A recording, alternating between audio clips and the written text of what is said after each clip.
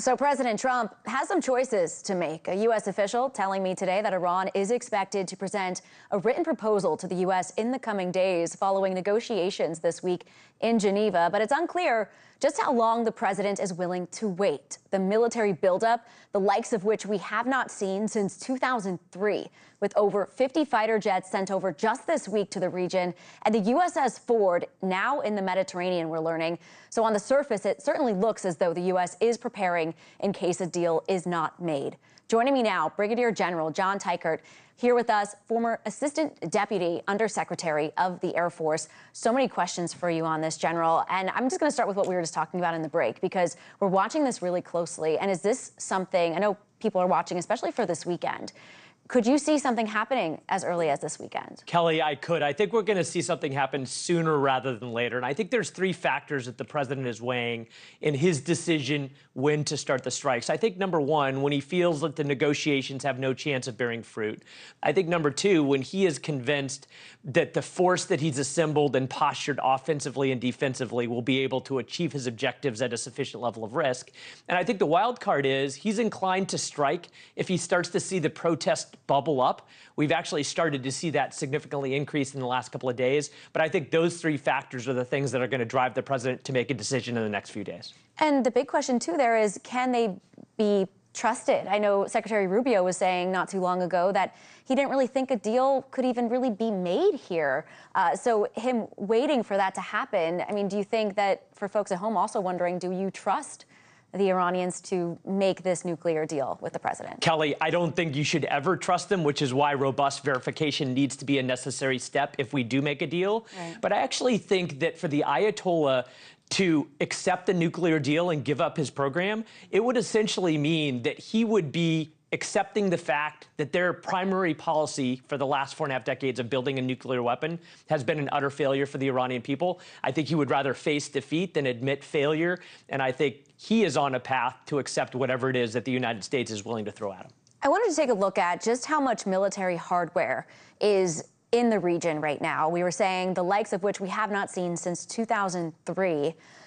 I wanted to get your thoughts on, does this look like to you the U.S. preparing for a limited strike, as the president said there he is considering, or is this something that would be ready for some sort of more sustained campaign? Kelly, I think that the president wants the options to pursue a sustained campaign, but I actually think he's starting to lean towards the limited strike option being a preferable option. And I think there's four primary reasons. Number one, I think it faces less retaliation from the Iranians.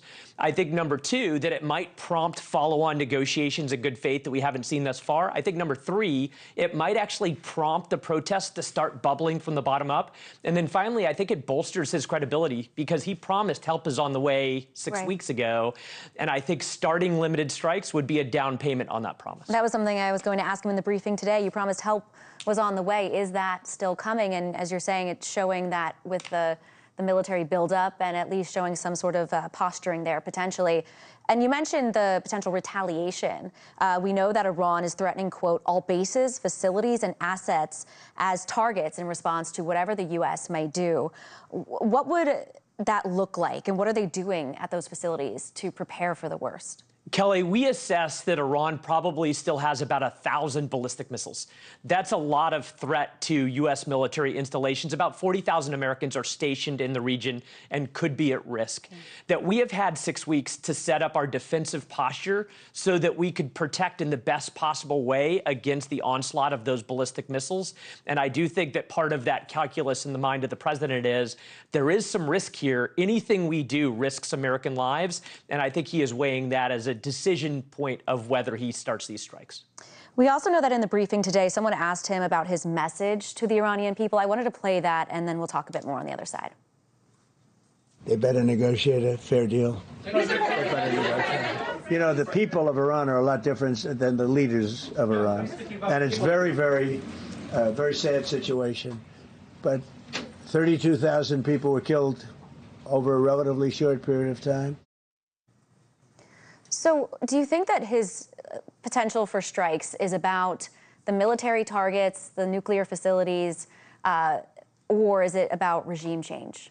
Kellie, you always start a military operation with the objective in mind, and we don't really know what the president's objective is here, but I'm pretty sure in the Situation Room he would have spelled out specifically what he's thinking about with respect to objectives, and that would allow them to tailor the military capability in response.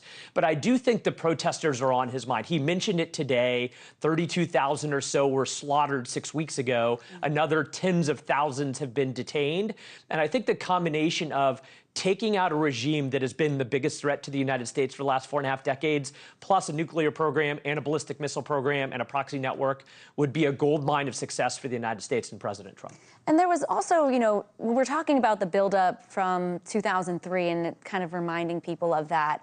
There was a lot of discussion at that time. Right now, it doesn't seem like we're hearing a lot of input from the American people. We know we heard from members of Congress. Senator Schumer was saying that there should be discussion in Congress about what the American people want. As a general, does it change your thinking of the troops as to whether they have the complete support of the American public when you go forward with these things? I think there's a little bit in the back of a soldier's mind about that, but I think primarily you understand, because you've seen it your entire life, that Iran is a threat, that they are the biggest state sponsor of terrorism. They've sowed seeds of instability throughout the region. They have been our largest adversary for the last 4.5 decades. And I think that finally seeing a glimmer of hope that we can end the reign of the Ayatollah and the regime gives all of us hope that there can be a better future in the Middle East and the United States posture there. So something we'll keep an eye out for. You said it could be any day now, and you're sticking to that. I am indeed, yes, Kellie. All right. We appreciate your time tonight. Thank you so much for joining us. And coming up, the president says he is set to release America's top secret UFO files. Is this transparency or a distraction from the Epstein files?